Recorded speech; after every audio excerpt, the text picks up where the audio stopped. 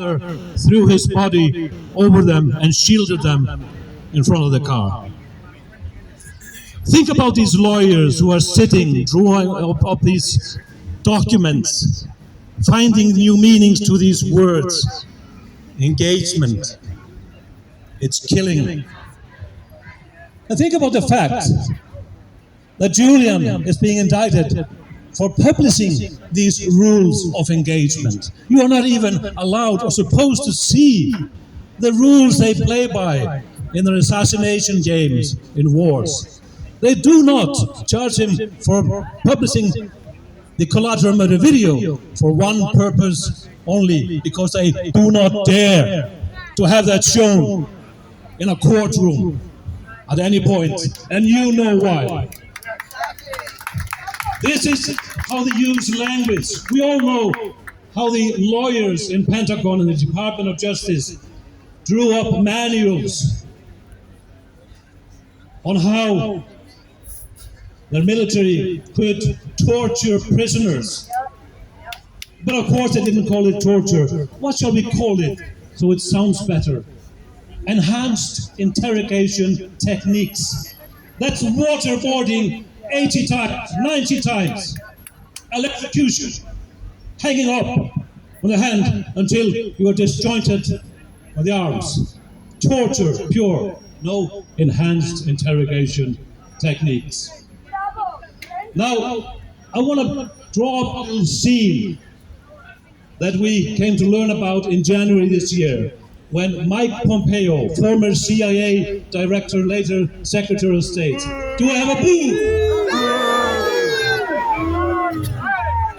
Mike Pompeo was director of CIA in 2017, and he was very hopeful that he could become the Republican nominee for election next year. So of course he published a book. It's a memoir, his fond memoir, from the halls of power when he was director of CIA and later Secretary of State. And think about this. He tells a story that just before Christmas 2017, he sat in a cozy atmosphere with his family. Think about this atmosphere. And the wife is preparing the dinner, I guess. There are decoration, the Christmas tree is up, the gifts on the floor. And he tells that he was sitting, browsing through and reading the manual on extrajudicial killings. That's the Christmas that Pompeo wanted and liked most. And why is this relevant? Yes, because we now know that in the same period, because of brave journalists who did deep investigation, there were plans being drawn up to assassinate Julian Assange, to kidnap him or assassinate him in the Ecuadorian embassy. A real plan that was introduced in the White House.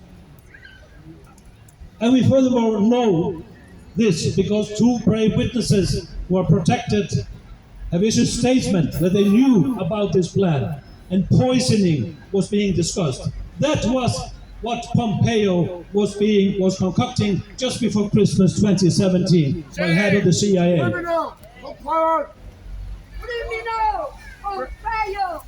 Now,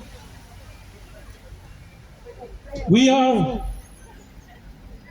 possibly not going to hear about all this in the court of law in the extradition hearing and the High Court. Why?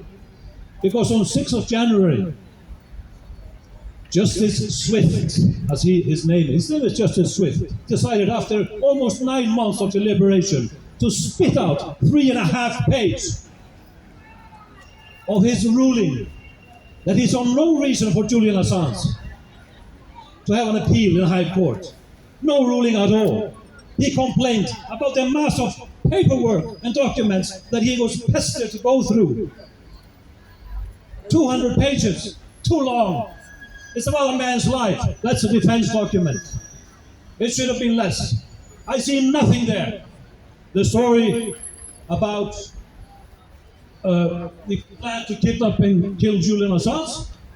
No, it's just a journalistic story. It's based on 30 named and unnamed sources, published in Yahoo News, written by 3 prominent investigative journalists.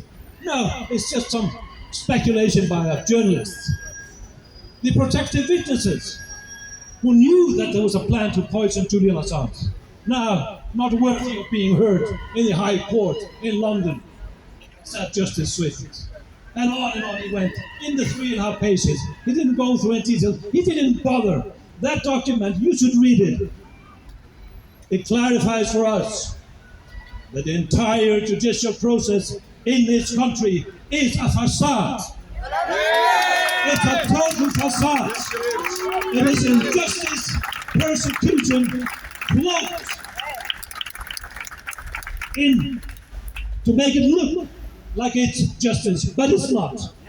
And the more steps we take in the courts here in London, the more obvious it becomes. And Justice Swift, he doesn't even spend much effort in trying to cloak the real fact of the matter that he had already decided to take a politicized opinion before he even got the 200 documents. And I doubt that he read through the entire thing. He was probably reading the memoirs by the great Mike Pompeo at the time. My good friend Greg Murray wrote an excellent piece the other day. Please read him and support him. He is very good.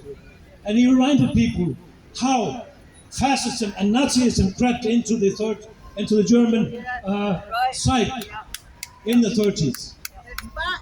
And there was no shortages of lawyers and scholars, legal scholars, to write up the justification for the wrongdoing. And at the Nuremberg trial, there was no shortage of documents, probably more than 200, as a defense document. Well, listen, it's all in the laws. It has been passed as laws, and these legal scholars, they said I was in the right. And we got orders to do it.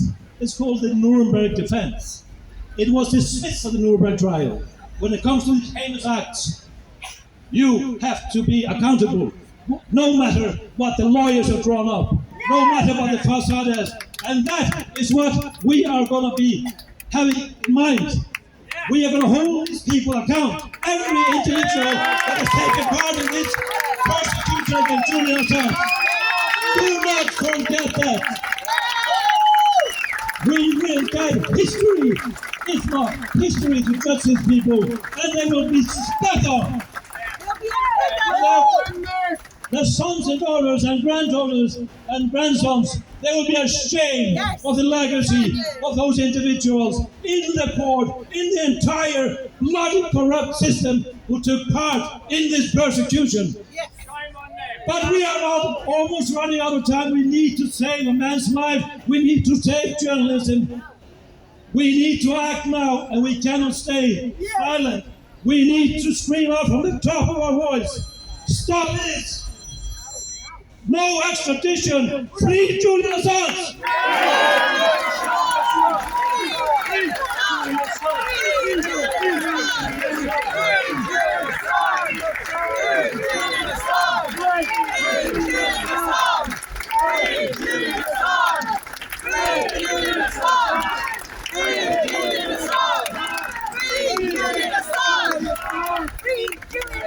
Thanks very much. So I'm sure by now you have the message of this rally.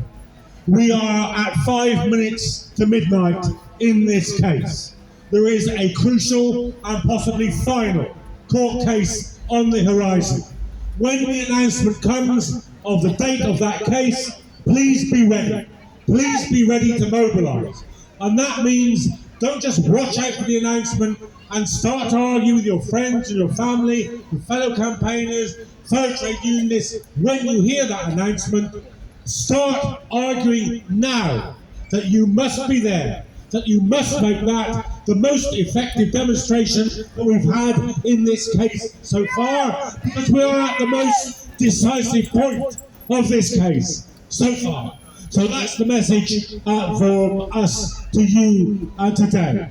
Thank you very much for coming. I'm going to ask now Dave Rovics, who has sung for Assange for many, many occasions, but has made an especial effort. He was performing at Glastonbury. He's rushed up here to be with us today, so I hope that you'll give him a warm welcome. When Dave finishes, please do feel free to come and take the empty chair, take a selfie, publicise it, say a few words, and get the voice out, not just of us, but of all of you who are here today.